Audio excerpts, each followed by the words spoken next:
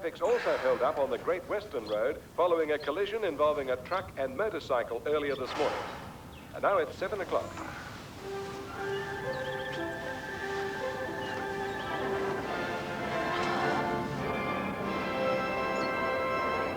Good morning. James Rice with ABC News. In state political news, the former Minister for Corrective Services, Mr. Michaels, launched a stinging attack on his former frontbench colleague at a party fundraising function in Smithtown last night. Commenting on the government's proposal... My rego's due. Today. Oh, hell. You wouldn't have a spare half hour, would you? Organise a pink slip, nice little trip over to the motor registry? Certainly not. Forward planning, I think it's called. Jules might. Yeah, she's silly enough. Yeah, I've got to do a house call, and then I've got to get over to the methadone clinic. Any chance of borrowing your car? Fancy that. More earth tremors in Peru. I need a lift. It's Andy Tate. I can catch a cab from there to the clinic. How's the poor chap going? Don't like his chances, really. Come on, will you? Time management is what you need. There's no shortage of books on it. Yeah, well, you know me. Nothing like living life on the edge. Indeed. And look, I really should be there round about now. Oh, come on. Good.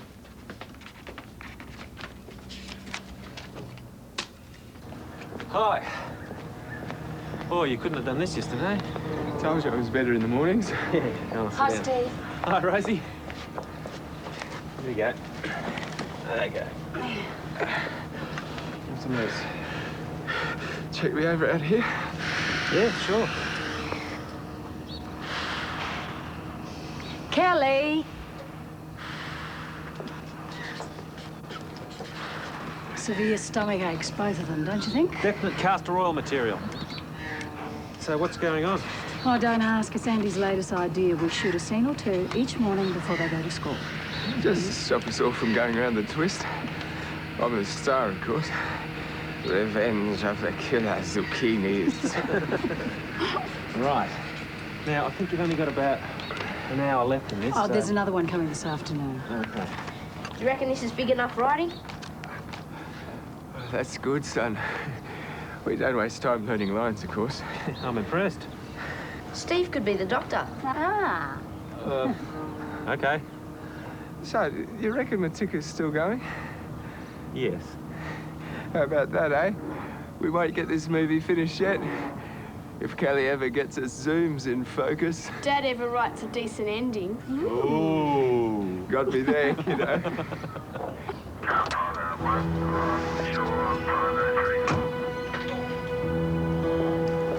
Just let me know when you'd like to go. Right to go. People switch and dilate. Speed piece volume. Let's go. Okay.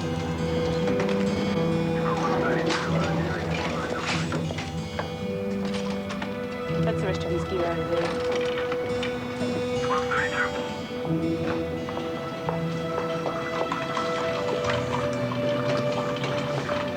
Okay, 18-year-old male with inadequate ventilation on admission to casualty, internal head injuries, basal skull fracture, multiple severe cerebral contusions. Cerebral edema. And not amenable to surgery. Shit.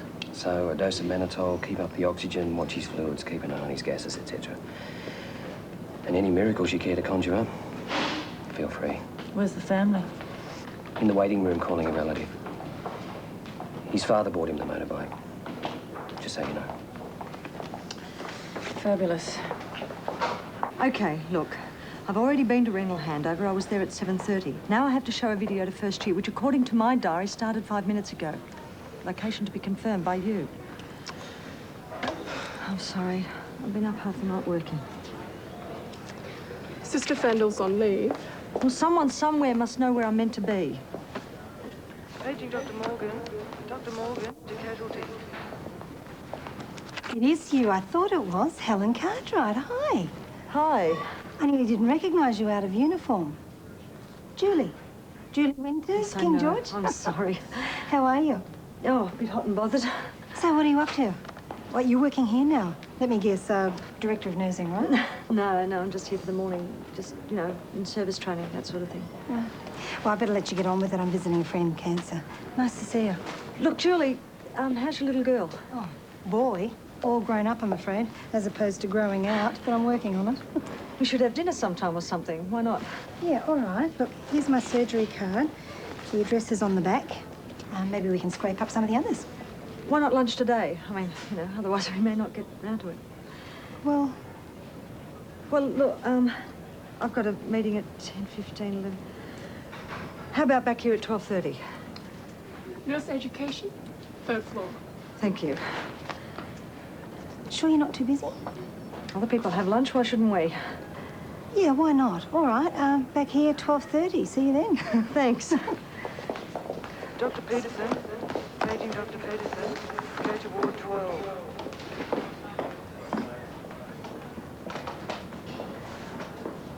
Yes, it is true. I have seen the killer zucchinis with my very own eyes. So, professors, what do you have for me here? An antidote, Inspector! I believe there will come a time... Cut. You're really good. Oh, thanks. Some nights he can't even brush his teeth. Yeah, that's his poor peripheral circulation. Anyway, I think that'll do us for the doctor. Will we rewind and start again? No, sweetheart, let's keep it. Anyway, they get too big for their boots, these doctors. Start off as supporting players. Next thing they think they're the stars. That'd be right. Any chance of an ego transplant as well, Doctor? Mind you, Rosie's very partial to the occasional intern. Sorry, Steve, we're probably keeping you from your clinic. No, that's fine. I'll see you on Monday. Bye. Bye. Well, I don't know what she does exactly, but whatever it is, she's obviously got some sort of clout. We don't know each other that well. We never did, but, well, maybe the older you get, the bigger the buzz it is to meet someone from the past. What is this? Oh, thanks, Steve. We thought you'd be thrilled. Yeah, that'd be right. Helen's up there running the whole show, and I'm still the doctor's handmaiden. Ah, William, sorry, but I can't read this. Oh, yes, it's my mechanic's phone number. Your mechanics cost a fortune. Mr. Dulgaris, would you like to go on through? No more than anybody else. And if you tell them it's the sharp surgery, they'll be happy to come up here and collect it. What, that great smoking hulk of Steve's? Why not? I've got a second cousin with a garage somewhere around here. Stick with mine if I were you. God has spoken. Let no one disobey. Come on, sweetheart. Come look at that. Paging Nurse Hill, contact casualty. Mr. and Mrs. Day. I wonder if you'd mind coming with me. Just tell us, please.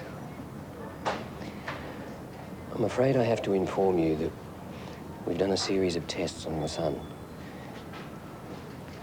And that Patrick has suffered irreversible damage to his brain.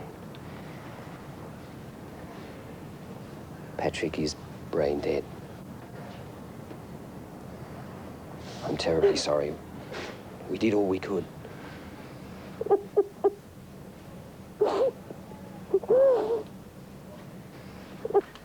So, you've got the contract for sale of the house? I haven't actually read it through yet. As I said on the phone, the purchasers want to exchange this afternoon. Perhaps you've changed your mind. Perhaps you're thinking you'd like to buy out your sister, move back up there yourself. No. Well, then I'd advise you to sign those papers.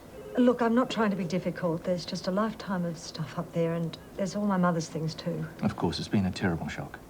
Well, it's got nothing to do with it. It's just since the day I found Dad died, I've been on call and I haven't had any time. Surely they give you weekends off. Funnily enough, weekends are my busiest time. Look, there's a garage full of his inventions and there's clippings and things, and I just need time. I can't just turf it all on the tip. I'll change the clause and see whether they can wait a week or two before they move in. I'm sorry, I'm off. You can see why a garage sale could be somewhat problematic. I'll courier this back to you. I keep hearing what you're saying, but he's still warm, he's still breathing. I look at him and there's not a mark on him. Yes, but It isn't Patrick breathing, it's the ventilator breathing for him. But people come out of comas. You read about it all the time. Yes, but Patrick isn't in a coma.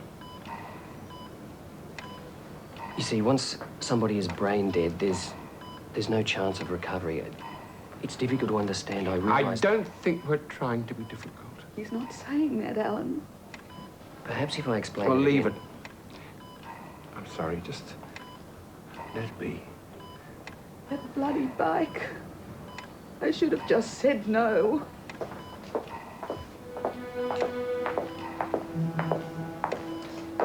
Helen, this is Mr. and Mrs. Day, Patrick's parents. Helen's the coordinator I mentioned earlier.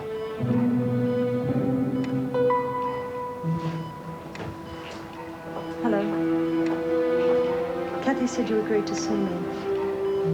I realise that this is a terribly difficult time for you. Not in here. I won't talk to her in here. I don't even know that we agreed to in the first place. We won't be pushed into anything, I'm telling you that right now. Mr. Day, I'm not here to push you. I assure you of that. I'm here to answer your questions and to discuss with you what you think Patrick might have wanted and what you want, that's all. How do we know he's not still breathing? Kathy knows where I am. When you feel you're ready to leave Patrick for a while, come and see me.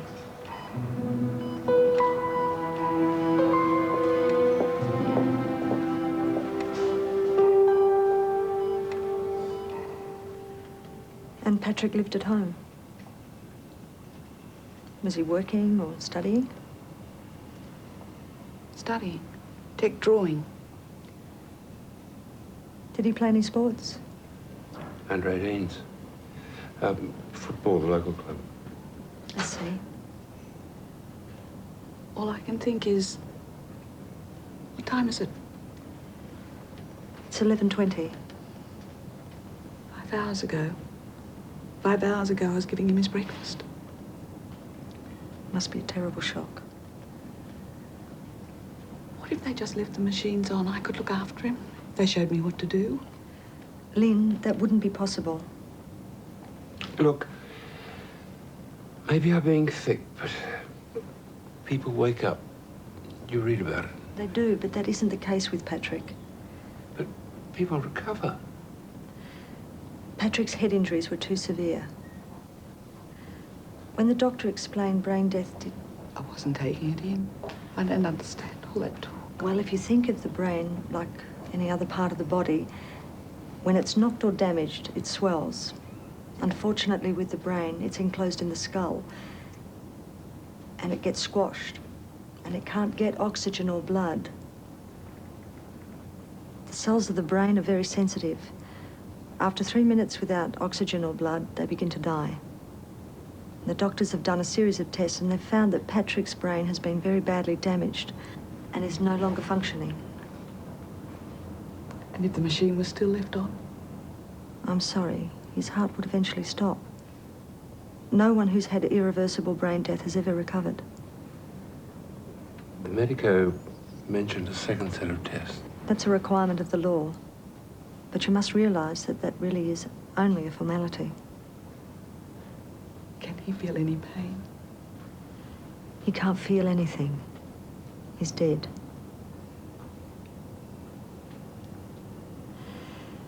There is a way that Patrick can help other people. I was wondering whether he ever mentioned organ donation. Was it something that you discussed as a family? I don't want to talk about this. I suppose his license is in here somewhere. That won't make any difference. He would have just checked it off. He wouldn't have even thought about it. Please. Whether he checked it off or not, it's up to you now. I'm going back into Patrick. I don't want to talk about this.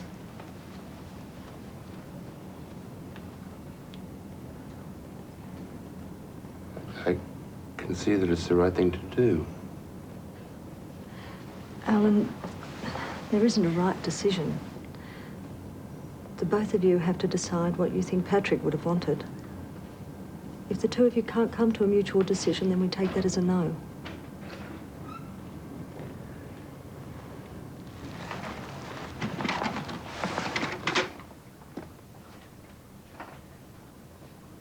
I will rule the world. Oh, sure, get down, don't you? Boy, No, don't hit me, okay? me. You've had it for a long time. No. I'll be fair. Ma! Look, you know I'm working, so just keep the noise down. Anyway, if you're so well, you can both go to school. Don't you think they should? Why can't we stay and mind him? You do what your mother says. You don't think they've mucked up their schooling enough this year? Don't look at me, Rosie. It wasn't my fault. Just keep the noise down, will you? No, it's your fault. I had it first. Dad gave it to me. As the doctor explained, the result from the second set of tests means that Patrick is now legally dead. This is the time that will be shown on the death certificate.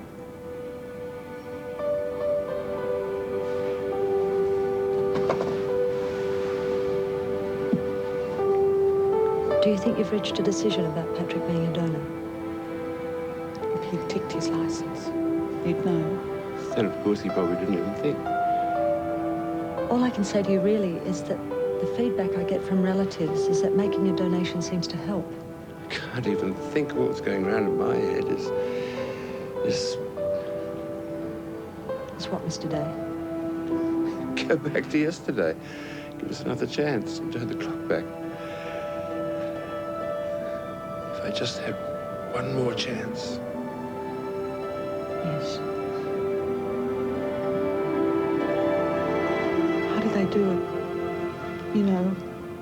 It would be an operation, 6 or so hours from now.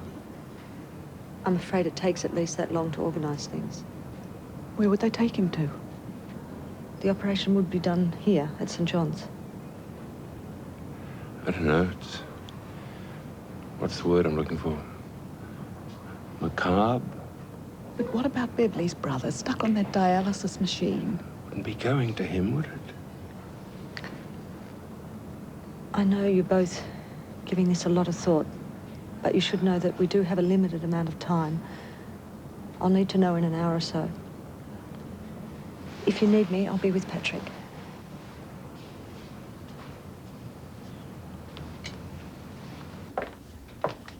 I should have those results back next week. I'll be with you in a minute, Mrs. Tickner. Tessa, we're going to have to rescue Steve's car from Williams Mechanics. $598 worth of repairs before they issue a pink slip. How shonky are those cousins of yours? Second cousins, actually. I don't know. It looks like a real garage to me, from what I remember. Covered in grease and girly pictures. All right, would you mind writing down the address and I'll take the car up there? I thought you were going to lunch with your friend. Oh, go on. I'll look after Steve's car. At least that way he'll get the insurance money. Only joking. I've sort of gone off the boil, you know. Why is it that I'm the one that has to go all the way up there to meet her? There was no question of meeting halfway.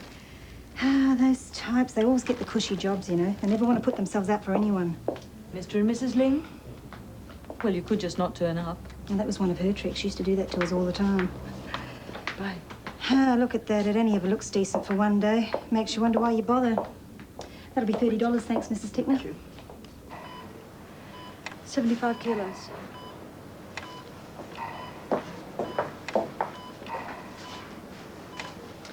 I don't know why, but with the ones who are brain dead, I always remember their names. You know what I mean? No transfusion since he was admitted? No, no transfusion.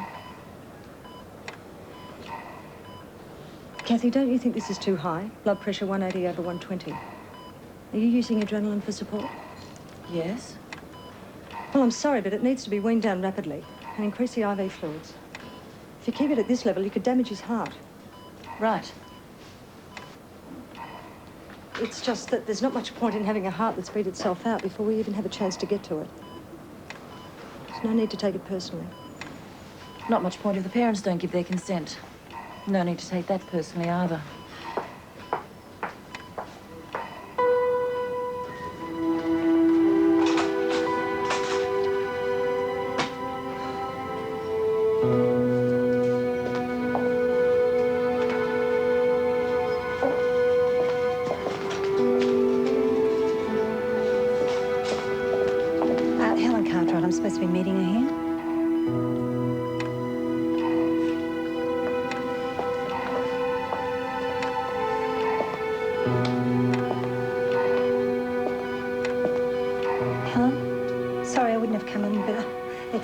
find you here and I see you. Sorry, Julie, I completely forgot. Can we make it some other time?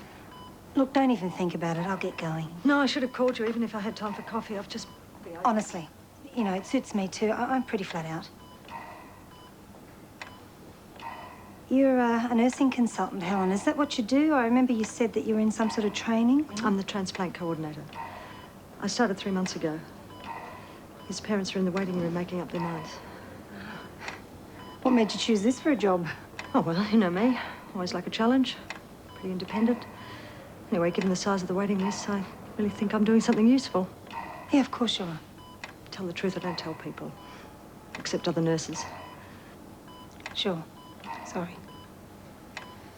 Bye. Bye.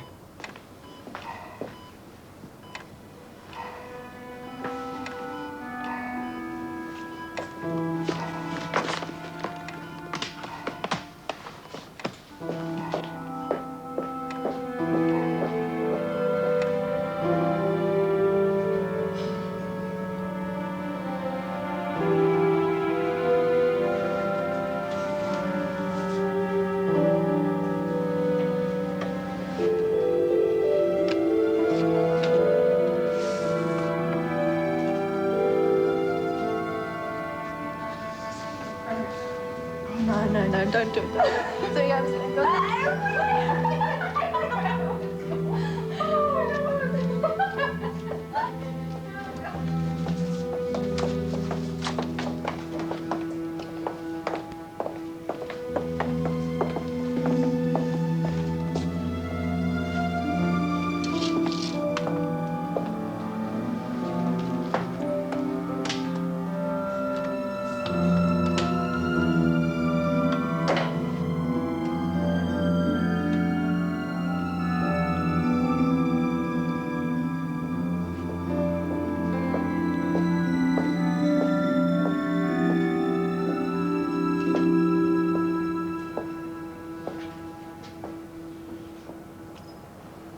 I wanted to know how they do it. The operation itself takes about 3 hours. The staff would treat Patrick's body with the utmost respect. Is that what you meant? I'd be with Patrick the entire time, including in the theatre and after the operation. You could come and see Patrick afterwards if you felt that was something you wanted to do. Well, you can go ahead. That's all we wanted to know. Except for his eyes. He's got lovely eyes. Well, I'm sorry if that sounds selfish. No, I'll make sure of that. And you think that he'll be living on in other people?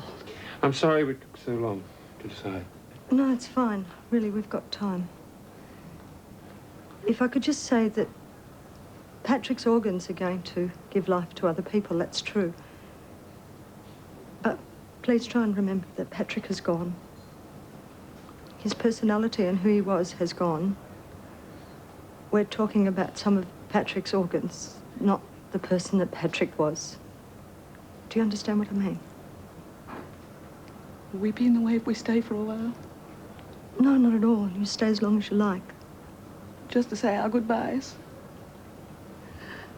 I usually wave him off of a morning. But wouldn't you know it? This morning I didn't.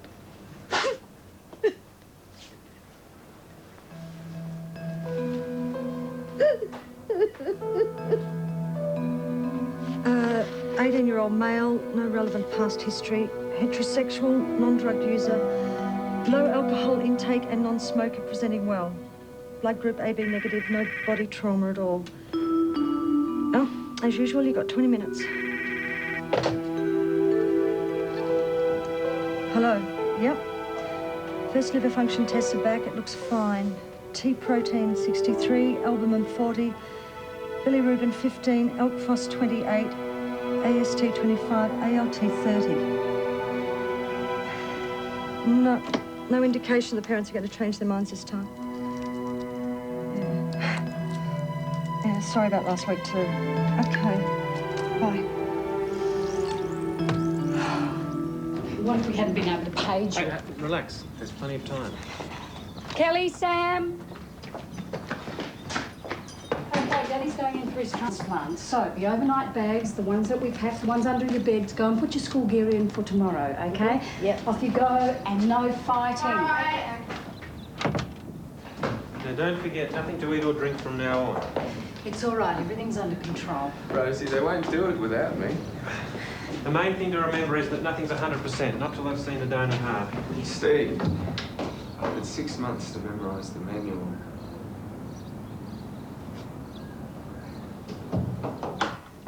That's all you'll have to sign. Thank you.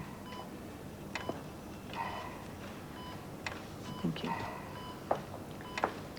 Mr. and Mrs. Day, I need to take a little more of Patrick's blood, so Perhaps you'd like to wait outside. You can't just get it over and done with. I'm sorry.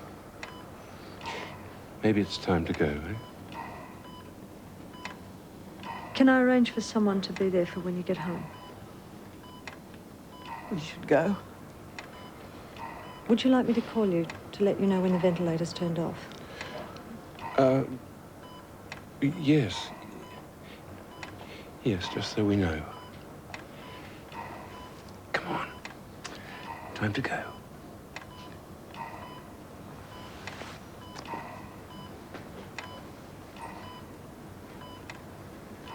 Goodbye, Pat. Will.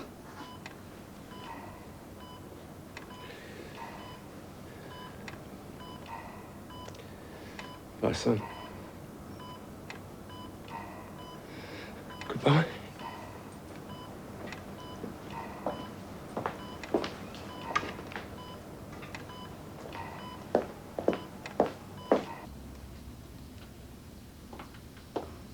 Oh, Julie, I was wondering where those pathology reports are. Third drawer on the left. I'll be out in a sec. Right. Hey, didn't they feed you up at St. John's?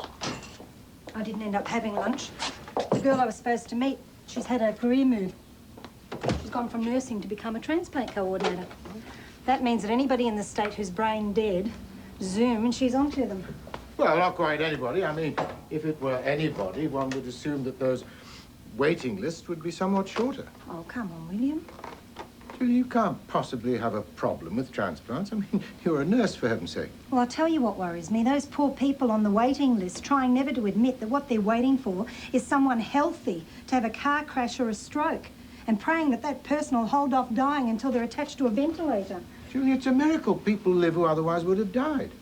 Yeah, well, in my humble opinion, there should be more debate on how far it should go. Until they discover they can go no further. Oh, within an ethical framework, of course.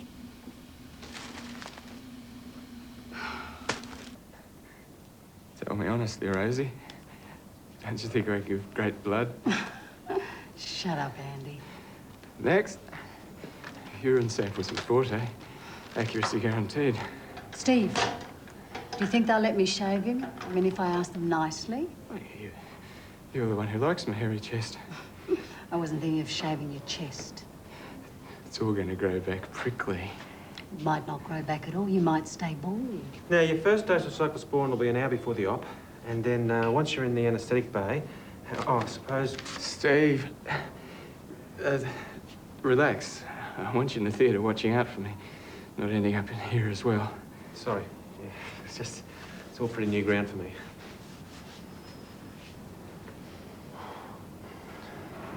The heart team are expecting at 7. Okay, bye. Sorry about that. Multi-organ donor Patrick Day with no consent for corneas given. No need for the eye bank to follow this one up. Okay, bye. Dr. Neil?